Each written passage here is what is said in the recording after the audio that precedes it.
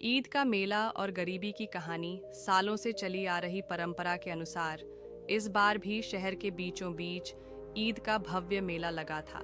चारों ओर रोशनी की झालरें झिलमिला रही थीं। तरह तरह की दुकानें सजी थीं।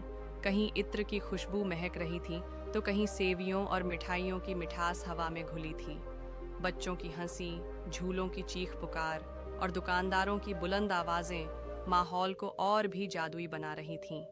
लेकिन मेले से थोड़ी दूर एक गली के कोने में बैठा रहमत अली अपनी फटी पुरानी शॉल में लिपटा हुआ अपने बेटे अयान को देख रहा था। अयान की आंखों में मेले की चमक थी, लेकिन उसके कपड़ों पर गरीबी की उदासी छाई हुई थी। अब्बू, क्या हम भी मेले में जा सकते हैं? अयान ने उत्सुकता से पूछा। रहमत के दिल में कुछ चटकने लगा। उसकी जेब में बस कुछ सिक्के थे, जिनसे न तो वह बेटे के लिए नए कपड़े खरीद सकता था और न ही उसे झूले झुला सकता था। उसने बेटे के बिखरे बालों को सहलाया और धीरे से कहा, बेटा, अगले साल जरूर चलेंगे। अयान का चेहरा बुझ गया। उसकी नन्ही आंखों में आंसू तैरने लगे, लेकिन उसने कुछ नहीं कहा। वह बस अपने पैरों के अंगूठे से जमीन कुरेदने लगा। रहमत ने लंबी सांस ली और आसमान की ओर देखा। या अल्लाह, मेरे बच्चे की ईद भी कभी रोशन कर देना। रहमत कभी एक हुनरमंद कारीगर था, लेकिन वक्त की मार और हालात की साजिशों ने उसे एक मामूली मजदूर बना दिया था। फैक्ट्री में काम करके जो भी कमाता, उससे मुश्किल से घर का खर्च चलता। ईद जैसे त्योहार उसके लिए खुशी से ज्यादा चिंता लेकर आते थे। हर साल वह यही सोचता कि अगली ईद तक सब ठीक हो जाएगा, लेकिन सालों से कुछ नहीं बदला था। हर ईद उसे अपनी बेबसी का और गहरा एहसास करा देती थी।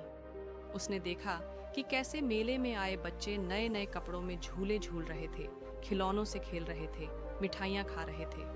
हर तरफ खुशियाँ ही खुशियाँ थीं, लेकिन उसके लिए ईद का मेला किसी हसीन ख्वाब से कम नहीं था। एक ऐसा ख्वाब जिसे वह अपने बेटे के लिए भी हकीकत नहीं बना सकता था। तभी अचानक किसी ने उसे आवाज दी, रहमत भाई। रहमत ने सिर उठाया तो देखा कि सामने रईस मियाँ खड़े थे। रईस मियाँ इस बस्ती में सबसे अमीर आदमी थे, लेकिन उनका दिल भी उतना ही बड़ा था। वे रहमत को जानते थे और उसकी हालत से वाकिफ थे। अरे भाई, आज ईद का दिन है और ईद तो खुशियां बांटने का नाम है। चलो, आज तुम और अयान हमारे साथ मेला घूमने चलो। रहमत पहले हिचकिचाया। उसकी गरीबी ने उसे दूसरों की मदद स्वीकार करना नहीं सिखाया था, लेकिन जब उसने अयान की चमकती आंखों को देखा तो उसके कदम खुद ब खुद रईस मियाँ के साथ चल पड़े।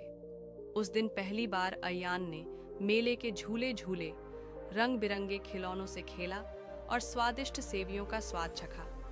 उसकी हंसी से रहमत की आंखें भी नम हो गईं। उसने महसूस किया कि ईद सिर्फ अमीरों की नहीं होती, बल्कि हर उस इंसान की होती है जो खुशियां बांटना जानता है।